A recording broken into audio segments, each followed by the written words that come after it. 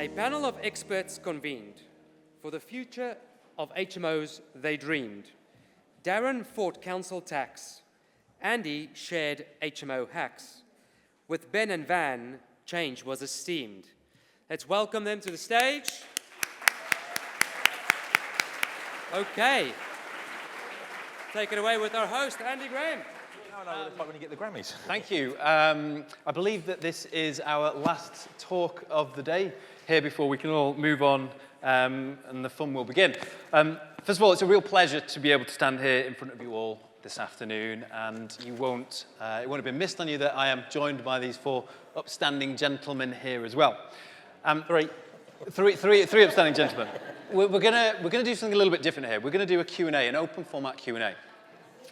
And we are going to talk about some of the challenges that we currently face in the industry as landlords, as investors, as agency owners, and as stakeholders as well. We've got a few key things to talk about, and I'm pretty sure that these topics will be on the tip of your tongues as well at the minute. But before we dive into anything today, can I get a quick show of hands? Who thinks that the last couple of years as an investor in this industry were more challenging than the couple of years before that? Just a very quick show of hands. Yeah, about half and half. Okay, great, about half and half. And who thinks that looking ahead, the next couple of years could be more challenging than the couple of years we've just had? Just a quick show of hands. Okay, great. Well, today we're going to talk about some of the key topics that me and the guys on the panel with me think are incredibly important to our businesses, and not just to our businesses, to our tenants, to our industry as a whole. And we've got a vast array of experience here from different sectors of the market, and we're going to do our very best to discuss these, but also engage with you. We want to hear what you're finding challenging as well, and we think that collectively, as a community, we've got everything we need in here to solve a lot of these problems and ultimately make our businesses better and improve our industry. There's four key things, like I said, that we would like to talk about today. And I think the first one, I'm going to put Ben on the spot, I think. I mean, I can't imagine any of us saw what happened in the last couple of weeks coming. Maybe Ben did, he'll tell us. But the Renters Reform Bill has obviously been a key thing for us all. Lots of uncertainty. Was going to affect a number of things that we did and do in the HMO space. And obviously that's just all gone up in a big puff of smoke. Now, we're not here to have a political debate today.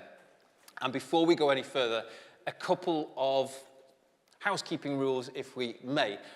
It's not a political discussion, and we want to keep this as generalized as we possibly can. So while we are going to invite questions, we're going to keep it to one question at a time from any individual. We'll invite the questions as we go, as we walk through the different topics. If we could try and keep it off very individual circumstances, for example, difficult tenants in your portfolio, so that we can all try and get as much value as possible from the audience, we would really, really appreciate that. Of course, we are on a bit of a time limit as well, so we've got a lot to get through. But Ben, the Renters Reform Bill. Obviously, it looked like a challenge for us. The NRLA, led by yourself, campaigned strongly, and there were a number of amendments. And we spoke not long before Rishi announced the snap election that, you know, now's the time to get it through before it might be too late. Yeah. Well, I'm limited by that camera over there, so I shall keep my comments headline, I think, and say that I don't think the election is particularly helpful to be called when it has been called. We were very close to being able to get the Renters Reform Bill through, and I know that there's a lot of split opinion about the Renters Reform Bill. I know full well that there's some bits of it that don't quite work for everybody. But what I think we're going to see is a very different bill in a few weeks, and I think it will be a few weeks. It came down to the final wire. I don't think I'm breaching any confidences when I say that Labour supported it moving forward during wash-up.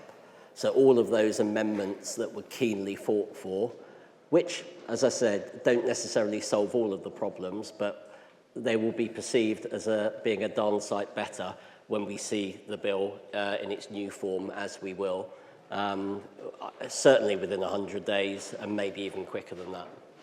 Can we prepare for what this might look like? As landlords, as investors, I think, I can speak on behalf of many of us, I think there's definitely a degree of trepidation about just what this might look like, and I don't think it's going to do us any favours to try and get into a great battle with whoever might come in. I think at the end of the day, we're going to have to work with whatever that does look like. But what can we as investors and as business owners be doing, thinking about and planning for right now?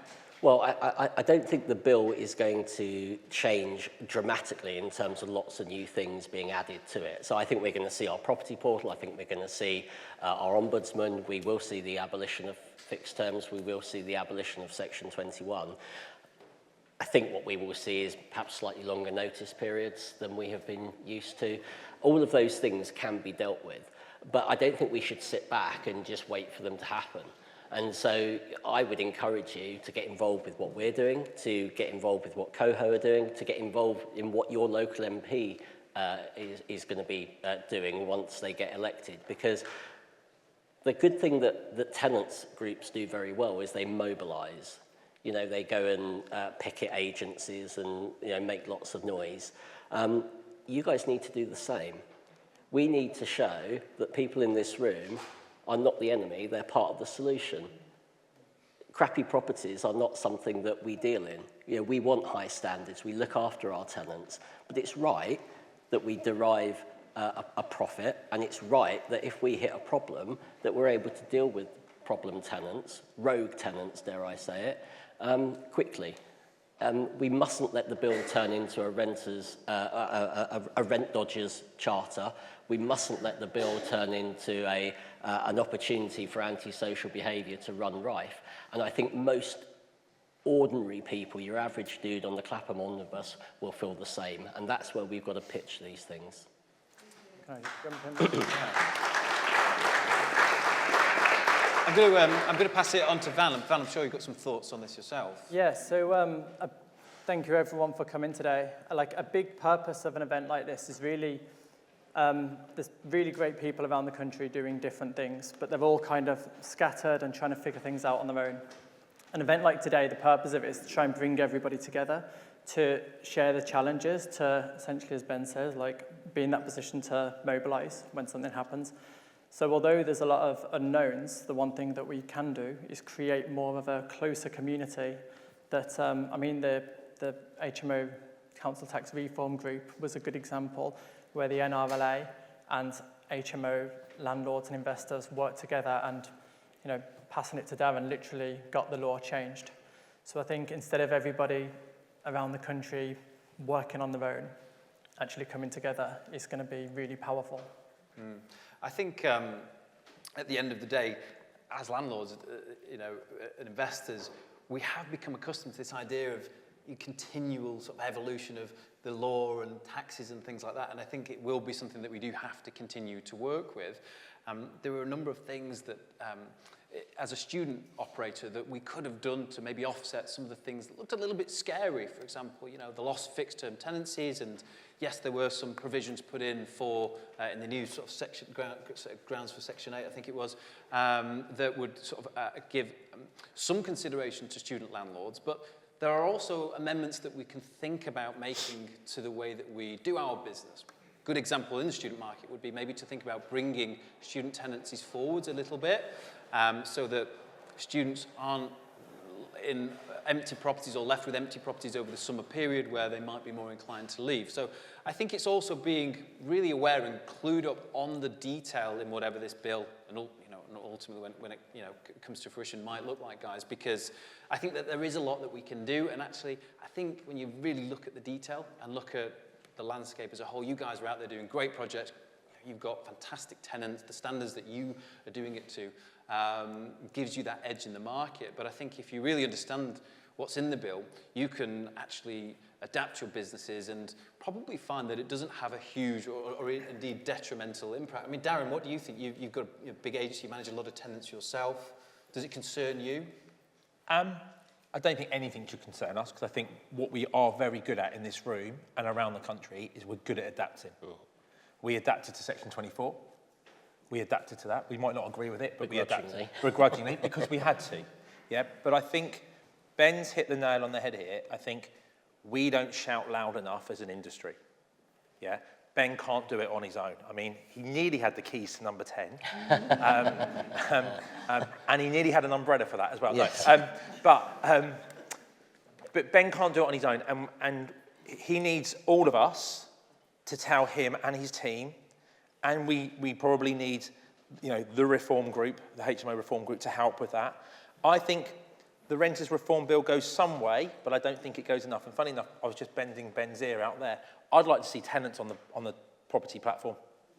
I'd like to see tenants reference themselves on there. I'd like to see them get a code. I'd like them to see their rent payments put on there. Because if it's going to be fair and reasonable, it has to be fair and reasonable for both parties. If the government wants tenants to move out of rented to buy, then mortgage companies should be able to see how their rent payments look, and it should all be on one platform. Yes, that's an IT nightmare. That's what the conversation Ben and I had. But why does it have to be us as landlords all the time? Why can't it be a two-way thing? Because we're not landlords, we're professional property providers. That's what we are now, because the government needs us. Yeah, we need tenants as much as the government needs us to house tenants. And I think jointly we can actually make it better. Am I disappointed the Renters Reform Bill didn't go through? Probably am, because I'm probably sitting here with Ben actually feeling like he's worked very hard to get it where it was. Is there an opportunity? 100% I think there is now. And I think we might see different views. You guys are going to have different MPs. And it'll be interesting to see on the 5th of July who your MP is and what view that is and who the new housing minister is. And let's hope we have a housing minister that actually stays longer, yeah, for 5 minutes. Because currently we've had more housing ministers than I've had HMO tenants. So, so yes, I would like to see more, but I think there is an opportunity here. And I think with the NRLA, with COHO, with the HMO reform group, I think we could have actually a bigger voice. I think you get my vote for housing minister, actually. Well, I'd build it out of Lego, so that'll make it a lot quicker, wouldn't it? So. Okay, good. Look, we don't want to labour the point of the Renters Reform Bill, but it's an interesting time, and I think we all need to be aware that things are potentially going to look a little bit different, but appreciate the input, guys. Before we move on, there are a number of challenges at the minute. Just throw some out to me. What, you know, as investors, as landlords, as agency owners, what sort of things are you struggling with at the minute? Just shout a few things out to us. Council tax disaggregation, great. I'm not talking about that. If only we had somebody who knew about it. Okay, well, let's stick on it. Daryn, I'm not sure how many of you are aware of the scale of this problem. I include myself in this. I have more student tenants than I do professional tenants, and this wasn't happening systematically and in a fair way across the country. This was happening in particular areas, and it was happening to some people more than others. It was a real challenge. Daryn told me outside, and I didn't realise this, but the scale of it and the sort of the bills that Daryn was getting was monumental.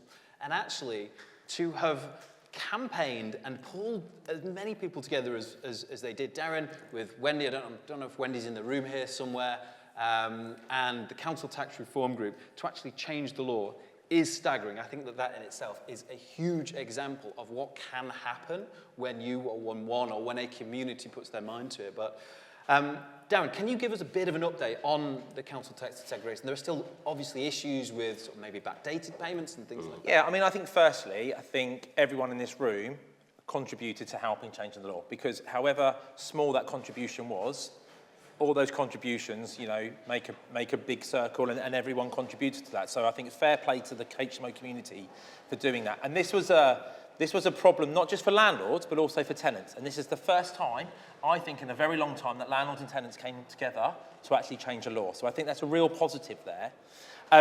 Yes, on the 1st of December 23, it is now law that no HMO can be disaggregated, and it can only be one council tax banding. So that's a massive tick in the box.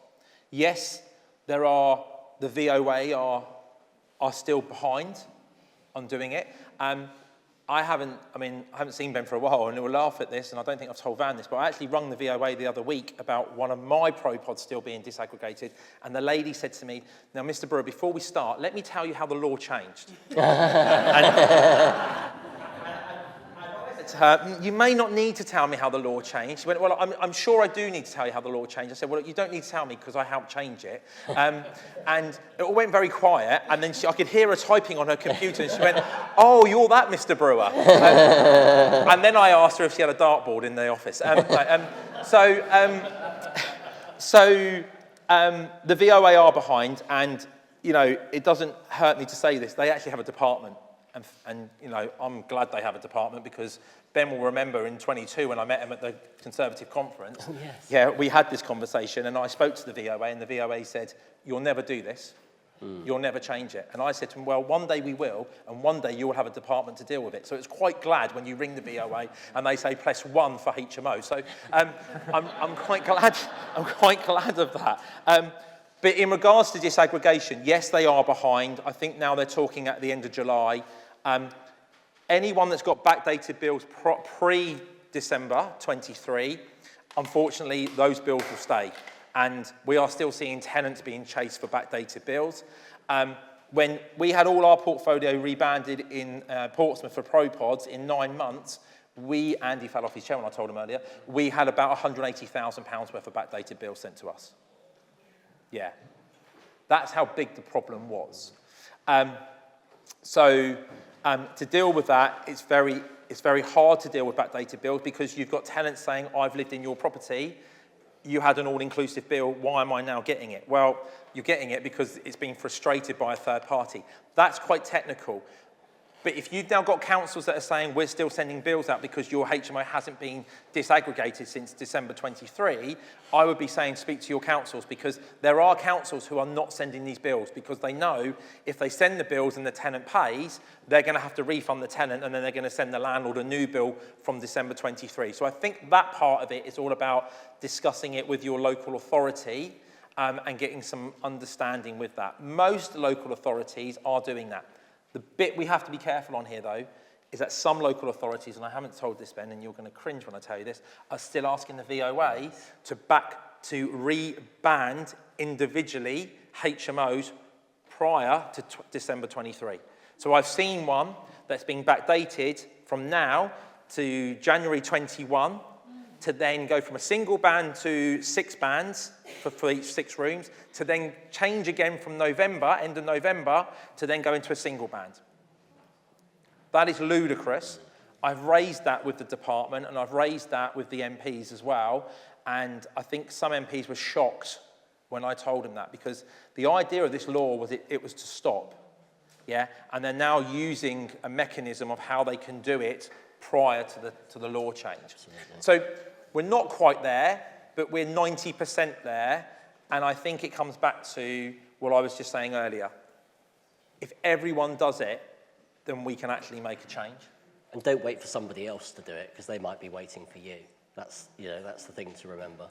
Yeah, I'll follow up with you later. I don't want to prompt the conversation, but the problems that we've got in some areas is that they've actually done the work, but they've actually included totally self-contained that are within the same building. Okay. And then they're saying, well, go to appeal. I'm happy to have a conversation with that. So, but it isn't perfect, but it's a lot better than what it was. But there's still things that need to be tidied up. Thank you. Okay, so throw me some more problems, questions, challenges that you're having out there. I've been doing student lessons for over a decade, Yeah. and there's been a significant reduction in the number of students looking for house shares or ASDs. International students, yes, last January we had an influx. They've now settled in. They're taking some of their house shares, or kind of living together. But there's still a surplus of rooms which we're having to revisit and see what we can do. So it's just like looking at an opportunity there. Maybe there is an opportunity, but just seeing out the box. What would you suggest? Opportunities in terms of maybe repurposing those empty rooms. Yeah.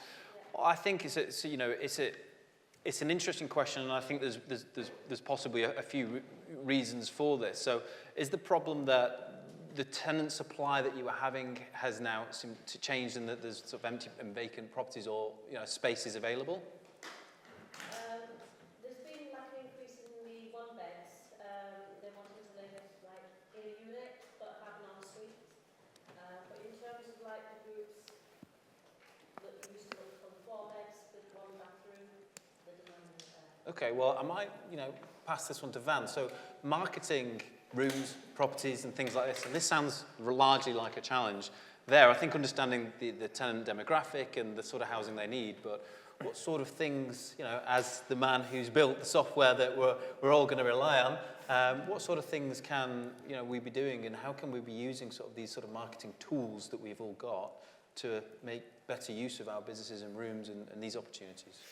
Yeah, I think one of the things that is missing in a lot of HMO marketing is that it's sort of, for the most part, the things that exist is purely focusing on the price point.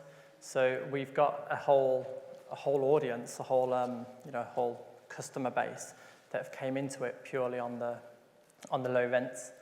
I think that has then created a bit of a feedback loop of then HMOs are just known to be cheap, so then it's more people that will want to go cheap. But I think the reality of it is that humans are inherently social, and it doesn't necessarily just need to be that people are in it for it being cheap. It could also be that they're in it because they've moved to a new city, and that they want to meet some people around there. But that's really hard to happen. That's really hard to make happen where there's no focus on who's in the house and what the house is like, and Daryn has some incredible properties with pro pods, but people probably don't know that until they visit them, and that makes it incredibly difficult because, just the feedback loop in it. So what I'd say is when I lived in an HMO, the reason I specifically picked mine was because the landlord just took a little bit of time to pretend to write the description from the perspective of the people in the house, which is actually when you're living in a house, the people around you are actually key, and the current audience for people living in HMOs they've accepted that they're going to live with rubbish people. They could be good people, but they've accepted they're going to be rubbish.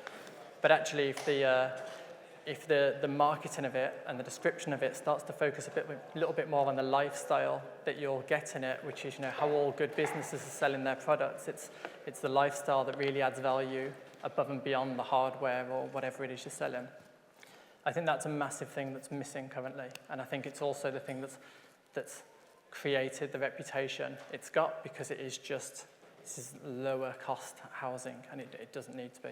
So I guess all I'd say in there is focus a little bit on that lifestyle, who's living in there. Just to build on that point as well, I think that consumer awareness is obviously a big piece, and actually, whilst I see the challenges in our industry that we face, I think that there's maybe an opinion of landlords, in the UK, and HMO landlords tend to be pretty low down on that agenda, don't they? But I think consumer awareness is a really big piece. It feeds back to some of these points we've talked about as maybe coming together as a community, really finding solutions to tackle some of these problems. But looking at consumer awareness, looking at what we can do collectively for the HMO industry, maybe attract people into HMOs that perhaps otherwise would have chosen something else or thought HMOs were perhaps something. What can we be doing there? How much of an issue do you think this is? You've got an interesting vantage point over the industry, Vann. You work with a lot of people, doing a lot of management across the country. You see a lot of this sort of stuff. Yeah, I mean, what a lot of people probably don't know is we've started COHO not to build property management software, but because I lived in an HMO 15 years ago and had a really, really, really good experience. And that's an uncommon thing to happen for a lot of people in HMOs. But I saw what it could be like and how that was created. So what I think needs to happen, like what we're trying to do with COHO, is essentially make that experience more common to everybody else. And being a tech company, you lose a load of money, and we're starting to turn that corner to make a load of money. And we want to start putting that in towards changing the reputation, because everybody here doesn't have that kind of HMO that people in the media will talk about. If someone hears that there's an HMO popping up next door to them, they panic. I even asked my mum, who knows everything about what we're doing, and I lived in one that's great. I said, if the house next door came up for planning permission, what would you think? She's like, I'd probably write a letter, to be honest. And it's just that perception, because although I think it's something like 8% of HMOs are social housing. If you ask anyone what they think it is, they would probably say 70%. And that is just that the media finds it really easy to hit landlords and really, really easy to hit HMO ones. And I think we all just need to collectively show that that's not the case. Like events like this, like if you see some of the applications that came in, they are incredible. They put my house to shame. Like these are really like top end places, but that isn't an interesting news article. And what we're on a mission to do as COHO is, how do we make that an interesting discussion? How do you bring mental health into it? How do you bring environment, the cost on environment into it? And actually we start to see that HMOs are such an important part, not only to the housing solution, but to mental health of young people, which is currently costing the NHS loads, and to the environment, which we're currently behind on all of our targets, that is getting increasingly important. Then on this topic of maybe consumer sort of awareness, maybe improving the public perception of HMOs, you're sitting, you're kind of the spearhead of a lot of this stuff at the minute. I mean, what sort of advice would you share for us? Well, I mean, certainly one of the things we've been looking at is there's two sort of really rotten terms. One is landlord and one is HMO. And you've got both.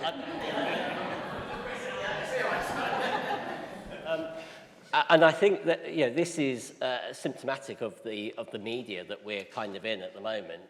Somebody mentions landlord, they immediately conjures images of Rackman or other unsavoury characters, and obviously the truth that couldn't be further from the truth. So I think certainly one of the things that we're going to be doing over the summer is actually rebranding what the NRLA looks like. I'm sure I'm not meant to say that, but we won't actually be referring to landlords in our strapline, believe it or not, and we'll be much more talking about a responsible rental sector and focusing on the experience and the benefits that the sector can bring to consumers rather than singling out a landlord. And that's not because I'm ashamed to be a landlord. I'm proud to be a landlord, and I'm proud to be a good landlord, as many of you in the room are. But where the political side is moving to is, and Darren referenced this, well, surely things must be fair. The politics aren't about fairness. The politics are about, or will be about, ideologies. They will be about stereotypes. And we just have to be better than that. And we have to make a lot of noise, and we have to talk up what we're doing, and we have to use regulation to our advantage. If you want your property portal, that's fine. Well, that will give me a really good benchmark to tell my tenants that the property they're moving into is safe and that I'm a decent landlord. I don't look at it as a landlord register, and that was one of the things that Michael Gove did listen to us on. He could have called it a landlord register, a property portal, call it what you like, but actually it's a far more appropriate term for what's out there. Do we want people to make an informed decision about the homes that they're moving into? Bet your bottom dollar we do. And do we want to demonstrate that we're not one of those shitty landlords with shitty properties? 100% we do. And the property portal is a great way to do it. Now, I won't get back on my soapbox, but you don't need selective licensing in a property portal, but that's a discussion for another day. We're actually, well, it's on today's agenda, so we'll come back to it.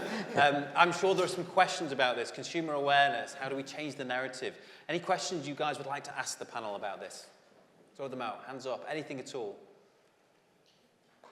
In terms of planning, like following what we're saying, councillors have actually said in meetings that everyone at HMOs is on drugs and alcoholics. And again, how would you recommend to approach that and actually try and show them what we do? I'll answer that. Darren, you take it. Yeah, because that's NIMBYism, isn't it? That is right there. And again, we come back to the political hot potato of local councillors want to be seen like not in my backyard. It's as simple as that. I have to say, coming on to that last question and this bit here, when I set up ProPods in 2017, we created ProPods as a brand before we even knew what a house looked like for ProPods. Because I was walking down High Street and seeing Generation Z having a cup of coffee with a brand on it. Everything has to have a brand.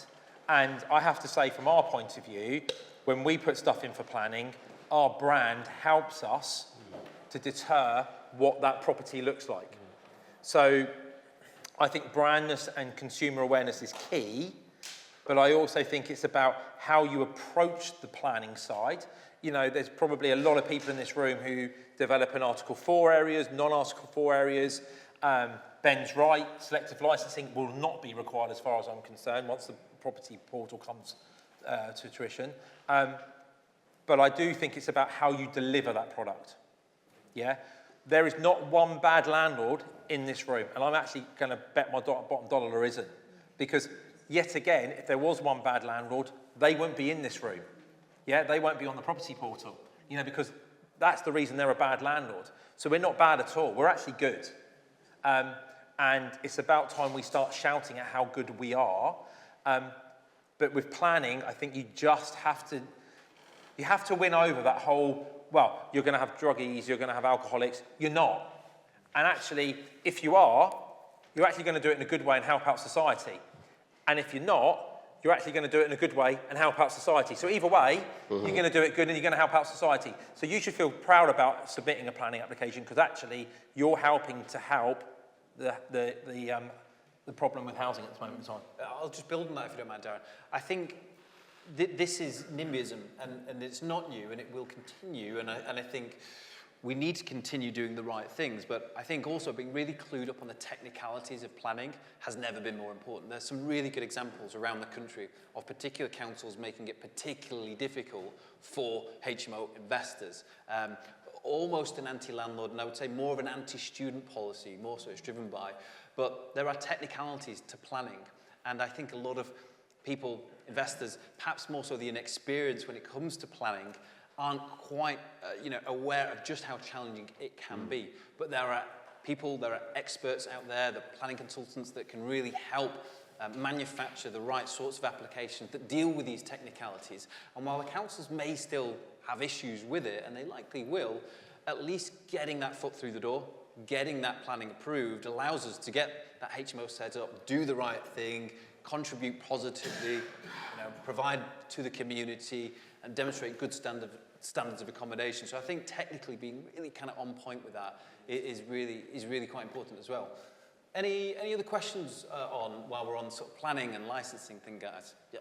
I live in Birmingham and have managed a lot of HMOs there, and the Article 4 in Birmingham is basically a blanket policy that we will not convert any C3 to C4 ever because we don't want to. I find that incredibly frustrating and short-sighted, and I don't know whether there's any other sentiment alongside that Article 4 regulations, and if there's any way of changing policy or putting a bit of leverage on council. Well, Daryn can change the law. So. Daryn, it is a challenge, isn't it? Especially where there's blanket policies like this. So you're saying that the council won't let you change from C3 to C4? That's their initial response is blanket no because it doesn't conform with their policy of maintaining family homes. Right, but will they let you change from C3 to sui generis? I imagine it's the same policy. I haven't tested that. So it's interesting, because I read something in Birmingham that they've actually classified HMOs as co-living. They actually have a co-living policy I was reading the other day. It's the first local authority I've seen to actually class co-living as a HMO. So if it's the same part of Birmingham that I read that thing on, I'm not quite sure if Birmingham is one or split up into two. It's one big. Yeah. I'm finding, though, that actually I would bet my bottom dollar that if you took a derelict building in a high street and then went to a C4, you would get no objection whatsoever. And that's what we've done as ProPods. So we've ditched the C3 house and we've gone straight to commercial. Yeah, because our aim as ProPods now is to help regenerate high streets on the south coast. And while some people might go, oh my God, high streets, they're dying. There they are dying, but they're dying because no one lives in them. Yeah, and the council's right in a way. You are taking away a family home. I get it. But at the end of the day, if you took away an empty retail unit and converted the uppers into a C4 sui generis, created a smaller shop for a local independent to actually start up a new business, you've killed two birds with one stone. And I actually think there's a better way of actually how we grow our HMO community. Because if a high street hasn't got facilities, then we might as well all shut up shop and go home. You know, most high streets have got a bus depot, decent bus stops, taxi ranks, maybe a train station. Gosport has a ferry. I mean, I probably own it, to be honest. I think the model is changing, and I think you have to change with the times, which comes back to that planning answer. Yeah? You make your first profit buying the property and getting planning, and you make your second profit being a good operator. Yeah. Yeah? And if you take that forward, then I think you're on to a key to success. I've invested in a lot of cities where there's been Article 4 directions, blanket Article 4 policies as well. And I think we would all agree that the rental sector has become more and more professionalised, very intentionally. And I think, as Daryn said, I think some of these challenges are not likely to completely disappear. And I think modifying your business method and approach and strategy is definitely going to be part of the compromise that we've got to make. But perhaps a combination of that, along with a combination of lobbying your local MPs, trying to get that positive message through, working with the experts on the planning policies, trying to actually show that these are not just HMOs as you may think and have experienced before. These are different. We're creating a different type of environment. We're building these communities. Yeah, I mean, I think that sort of response is somewhat illogical because, yeah, it is taking away a family home, but it's also probably housing 6 individuals. So, like, HMOs are pretty much the most efficient use of that home. We have an aging baby boomer generation with a lot of people that are on their own in a 5-bedroom house, or, you know, a couple in a 4-bed house after everyone's moved out. Now, I'm not going to go, let's convert them all. But the reality is, like, there was a bigger population there, and now how do we use that space even better? But that response from the council doesn't seem like it's like a logical view of, well, actually we need more family homes and we need fewer of these. It's more of a, I know that I'm going to get a lot of letters. If we do this, we're going to get a lot of angry people. And that, again, it just cycles back around to the reputation. If they could realise that actually we have such a need for housing for not only younger people anymore, it's like the numbers are phenomenal. I don't know if any of you read Adam Lawrence's Proponomics, but he did one a while back that's like just how many houses that we're in need of increasing each time. And to me, really, the only answer there is better use of existing stock. Otherwise, we just lose loads of green space, which you never, ever get back. But Van, I don't want to jump in it. You're obviously a HMO managing agent or operator. Yeah. So one thing that we did with ProPods, we call our tenants Propodians. So, and they love it, right? They send us pictures on Instagram, on WhatsApp, on Propodians on tour, Propodians having a drink, Propodians having a barbecue. But one thing we did a survey monkey in 2022, and we found that 80% of our Propodians travel 100 miles or more to take a new job in the city of Portsmouth. Now, our local authority didn't even have that figure. Why would they have that figure? But as soon as I gave them that figure, the whole atmosphere changed in that room. You know, because those 80% of Propodians travelling to the city to take a job are only here for a year. They're only here for 18 months. They don't want a flat. They don't want an unfurnished flat. They don't want to pay gas, electric, blah, blah. If you look at our average room rate of about $750 compared to a flat that's probably, well, by the time you've put food in, before you put food in the fridge, you're probably $11.50. We're 35% cheaper than a 1-bedroom flat. But we're not taking local stock. These Propodians travelling to the city are actually sharing accommodation because they want to be part of the community. And I think once that knowledge comes out and you then create those communities within your local area, I think then you might see change from the local councils. But I think, again, it's everyone doing it. I was going to say, this is where this is where the collective is really important, because I spoke to my MP in Worcester and he had literally no idea about this side of HMOs. He saw it as it's all the student houses around the uni and then it's some rundown ones on this street. And when I pointed out, you know, I got up the phone and was like, look at these ones. This was a rundown house. Someone invested like, I don't know, 100 grand, 150 grand. And now there's people with like an average salary of 60, 70,000 on tenants. And he's like, oh, wow. And now we're meeting like in a couple of weeks because he's just interested in understanding what's all this about. Yeah, just 2 things. One, we're doing quite a bit of work with Birmingham City Council on a whole range of licensing issues. So maybe we can connect you with our policy team. Can't promise we can help, but we'll have a go. But the point that Van raises is a really interesting one. Don't assume that your elected representatives know anything about anything, right? And you can cut that out of the clip. Because I was in Parliament 2 weeks or so ago talking to Conservative MPs about rental reform when it was still happening. And so many of them didn't know about that you could challenge a rent increase at the moment. With the Section 13 notice going to the first tier tribunal, they're like, well, we think this is a good thing. Well, you've already got it at the moment. And Van is absolutely right. You know, you need to be the experts in your field. And I think don't be intimidated by your elected representatives. You've got to take them the facts. And actually what they want an easy life.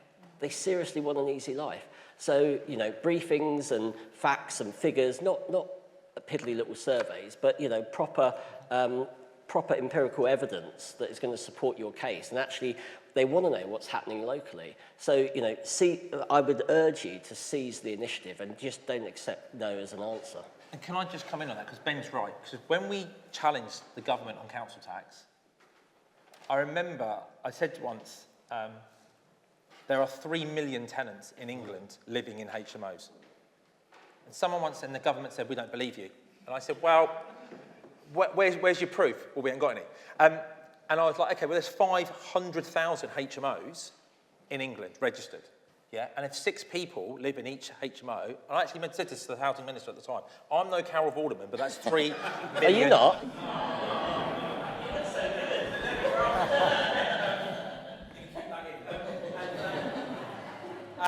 And I said, and that's 3 million people. And then I kept saying it and saying it and saying it. And then when they brought out the consultation paper, they went, we believe this affects up to 3 million people. 12 weeks before, they told me that it didn't affect anybody. So Ben is right. And actually, you guys know more than your local councillors. Yeah. Yeah? And you have to feel proud of saying that. You know your business inside out.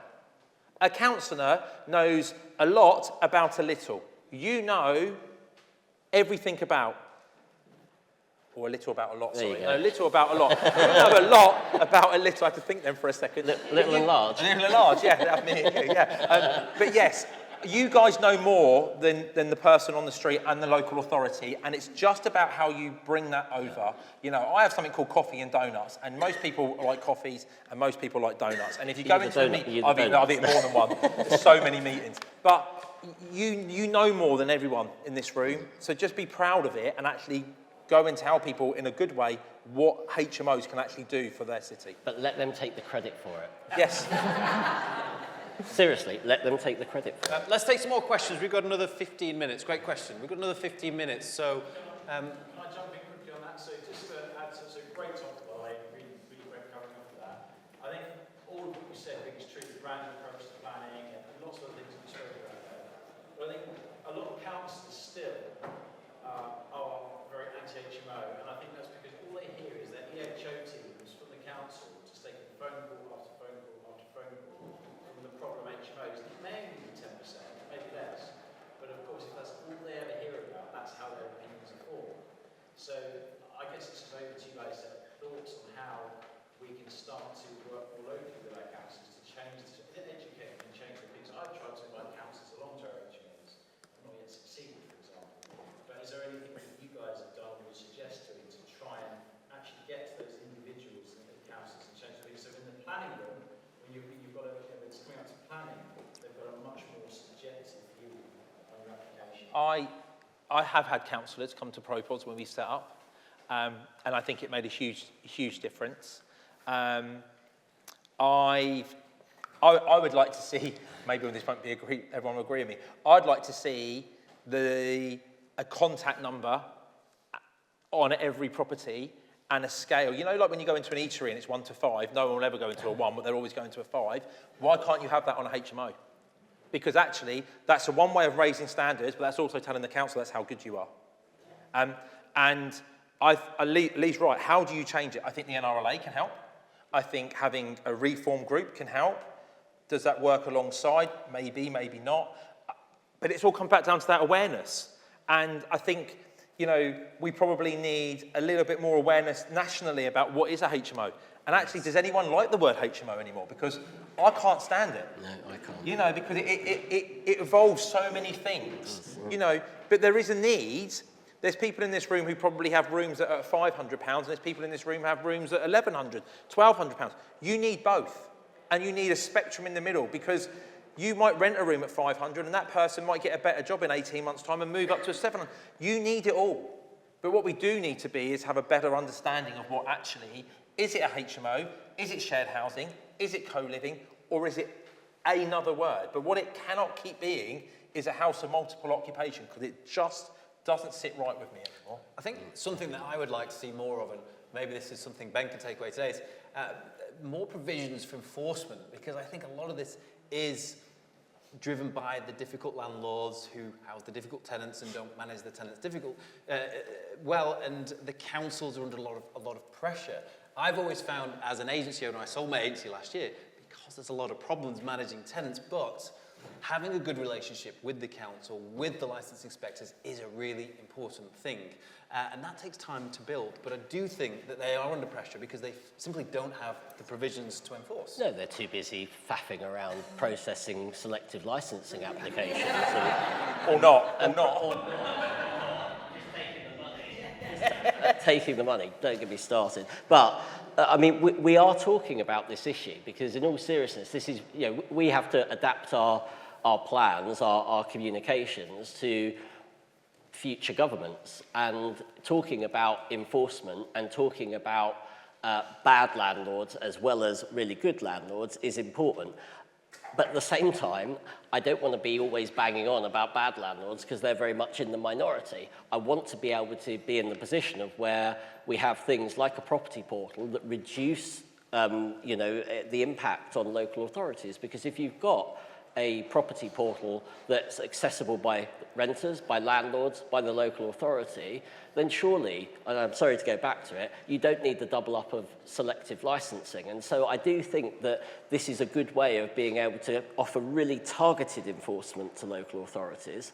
However, I know that I'm pissing in the wind on this, quite frankly, because the Chartered Institute of Environmental Health think they need an army of environmental EHOs, and that they must have a property portal and selective licensing. I had to take the woman down a peg when she said that at our APPG. I felt she needed a massive dose of realism, to be honest with you, because we have no money in this country. You know, there's not a lot of money to go round. Local authorities have been decimated by the Conservative Party for the last 14 years. It's no wonder we've got such crap enforcement, and it's no wonder we've got bad landlords giving us all a bad name. It's our job to talk up what we're doing. It's my job to convey your voices, and so give me the information. And they've lost council tax as well. Indeed, yes, there we go. Yes, right. Any more questions? Throw them out. What have we got? Well, I agree with you. I agree with you. It's just guarantee of income. Yep, I agree. There is no firm link, in my view, between selective licensing and quality. It's just somebody that's, you know, had a quick squiz around, ticked a box, collected your money and buggered off again. One of the things you just talked about was the financial side of it, of councils, and a while ago the law changed where they can now keep all the money from fines and things like that within their district, so that's got to be one of the things. But we found a lot that it's now actually the tenants that are using the press or the world that we're in at the moment where they can complain and get money themselves. So this compensation culture is actually being egged on that side to make things worse. I just wonder your thoughts on that. Well, just quickly on that. So one of the things that changed in the budget was that ring fencing of fines actually now goes back to central government rather than local government, and particularly in terms of right to buy as well. So if you flog off a council house, that money goes back into treasury coffers. So there's no hope in being able to rebuild that property. I think what I would say on the enforcement side is I'm not too fussed about the idea of tenants policing the regulation, because I think that there could be I guess an incentive there to make sure that bad landlords are held to book, and you're more likely to do it. Because one of the things that we found out in our FOI research a few weeks or so ago is that local authorities collect less than half of the fines for penalties that they issue. They're very good at collecting licensing fees from good landlords, but any sort of bad landlord that they enforce against, it just, you know, goes into a black hole of doom. And I think you'd have more chance of holding bad landlords to book if renters were actually to benefit. I appreciate that creates a slightly different culture, but that is one way around it. But I'll tell you what I have seen, and obviously everyone knows I'm from Portsmouth, so they can guess where I've seen it. We've actually seen letters go through doors of potential HMOs from the local authority to say to the tenant, we believe this is an illegal HMO, and you could be entitled to a renter's repayment order. I mean, that's lovely, isn't it? You know, actually hand-delivered down streets. So they don't hand-deliver the same letter to the landlord to say that the licensing scheme's in force. Indeed. yeah, so you could have a landlord who accidentally may not know what's going on, and straight away you could be liable for a renter's repayment order. Not, we'd like to discuss this with your landlord and see if we can actually bring it up to the right specification and law. You're automatically going to get a renter's repayment order, and that's shocking in this day and age. But they also have that information, Darren. Of course they do. They just don't talk to each other. So they have it on the. But they've had people going down streets physically putting this through doors, but yet they've got no staff. I've also heard of the like PPI mob turning their attention to actually getting in touch with tenants and being like, show us the contract, show us the things.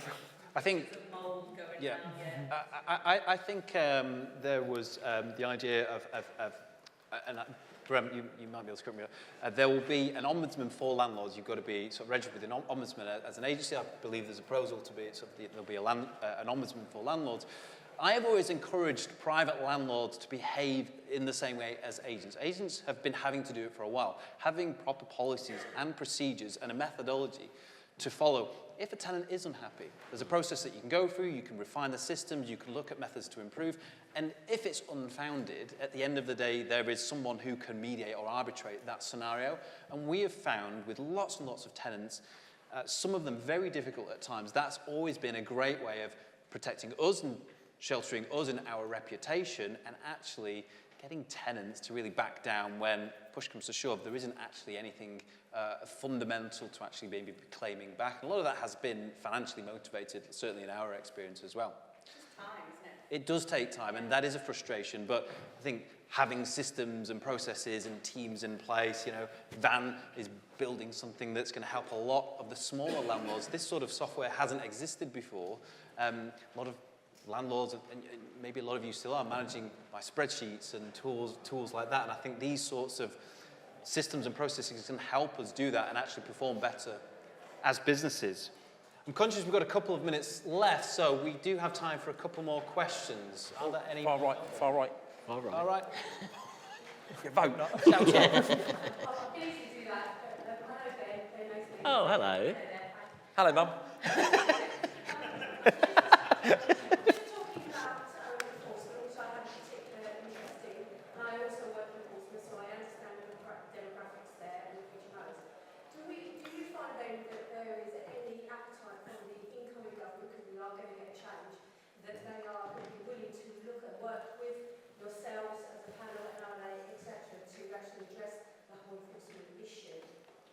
No.